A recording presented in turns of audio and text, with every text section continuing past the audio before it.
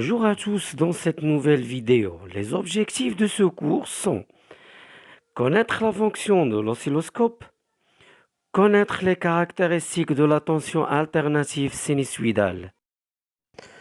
Vous vous souvenez de ces grandeurs électriques, U, tension électrique en volts, I, intensité électrique en ampères, R, résistance électrique en ohms. Allons poser une question. Pourquoi quelques générateurs pour deux pôles, un positif et l'autre négatif? Tandis que quelques générateurs, comme la prise du courant électrique domestique, possèdent deux bornes identiques.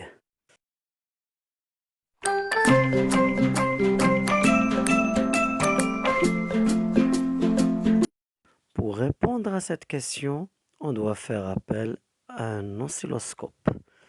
C'est un appareil qui permet de visualiser sur un écran quadrillé les valeurs prises par une tension au cours du temps. Chaque grand carreau de l'écran s'appelle une division. La trace obtenue sur l'écran est appelée oscillogramme. Les boutons les plus importants dans l'oscilloscope sont: comme vous voyez, ce bouton permet de régler le balayage SH pour observer un oscillogramme plus long. Et ce bouton-là permet de régler la sensibilité verticale SV pour que l'oscillogramme occupe plus de place verticalement. Alors, que signifie la sensibilité verticale? Par exemple, ce bouton est réglé à 2 volts par division. Ça veut dire que chaque division verticalement représente 2 volts.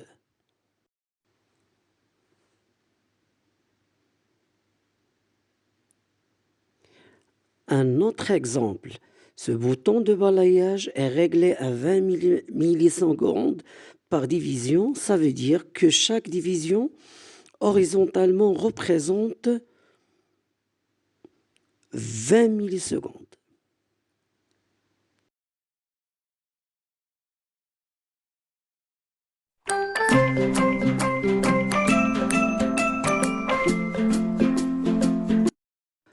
Allons faire une activité expérimentale. Comme l'indique l'image, l'oscilloscope n'est branché à aucun générateur. C'est pourquoi on visualise une ligne placée au milieu de l'écran. Et lorsqu'on branche une pile plate à ces bornes, on voit que la ligne horizontale se déplace vers le haut. Ça veut dire que la pile délivre une tension constante. Que se passe-t-il lorsque le branchement de la pile plate est inversé? On note que la ligne se déplace vers le bas.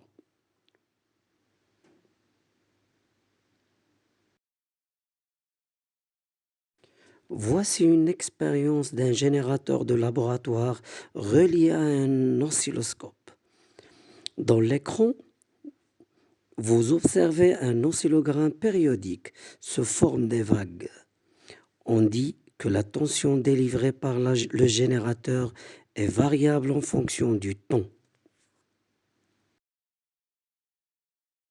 Conclusion, la tension délivrée par la pile plate n'a pas les mêmes caractéristiques que celle de la tension délivrée par le générateur de laboratoire.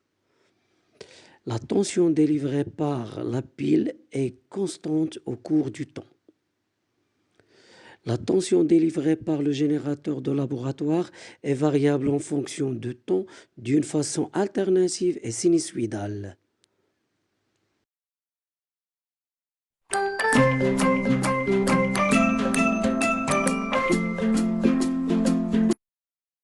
Les caractéristiques d'une tension sinusoïdale sont 4, commençant par la valeur maximale de la tension UM. Pour déterminer la tension maximale, on utilise la relation mathématique suivante.